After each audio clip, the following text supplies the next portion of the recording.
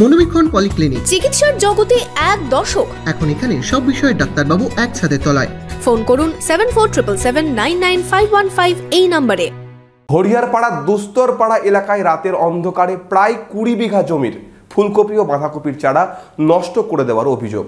চারা নষ্ট হওয়ায় ক্ষতির মুখে পড়ে মাথায় হাত কৃষকদের। কে বা কারা এমন ঘটনা ঘটালো তা খতিয়ে দেখছে পুলিশ। আপনার আনন্দে আমাদের উদযাপন। বিয়ে হোক বা পার্টি, বহরমপুরে এবার luxury banquet hall at golden retreat. জেলায় একমাত্র পিলারলেস ব্যাংকোয়েট, আছে স্পা, সালন, ক্লাব মেম্বারশিপের সুযোগও। বহরমপুর শিল্প তালুকে গোল্ডেন রিট্রিট। রাতের অন্ধকারে প্রায় 20 বিঘে জমির ফুলকপি ও বাঁধাকপির চারা নষ্ট করে দেওয়ার অভিযোগ উঠল হরিহরপাড়ায়। হরিহরপাড়া দস্তুরপাড়া মাঠ এলাকায় শনিবার সকালে এই ঘটনা সামনে আসে।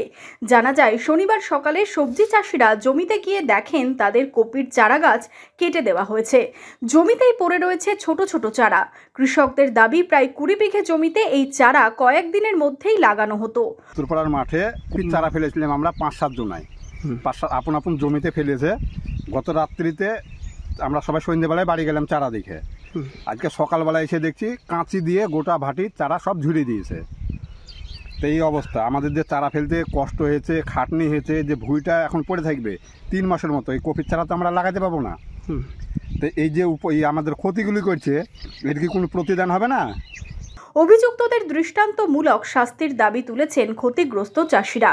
মূলত এই এলাকার চাষিরা সারা বছর সবজি চাষের ওপর নির্ভর করেন। এই ঘটনায় হরিহরপাড়া থানায় লিখিত অভিযোগ দায়ের করা হয়েছে। আমি বাজারে গেছিলাম, বাজার থেকে আসবার পাকে বাড়িতে এসে দাঁড়িয়ে, তারপরে বলছে তোর কপির চারা ঝুড়ে দিয়েছে। যে কপির চারা ঝুড়ে দিয়েছে, তো আমি দৌড়ে আসছি মাঠে, দেখছি একদম শেষ করে দিয়েছে, কাঁচি দিয়ে কুপি দিয়েছে চারাকে। তো আমি হাবিব ভাইয়ের কাছে গেলাম, হাবিব ভাই বললো মামুনকে ডাকলাম।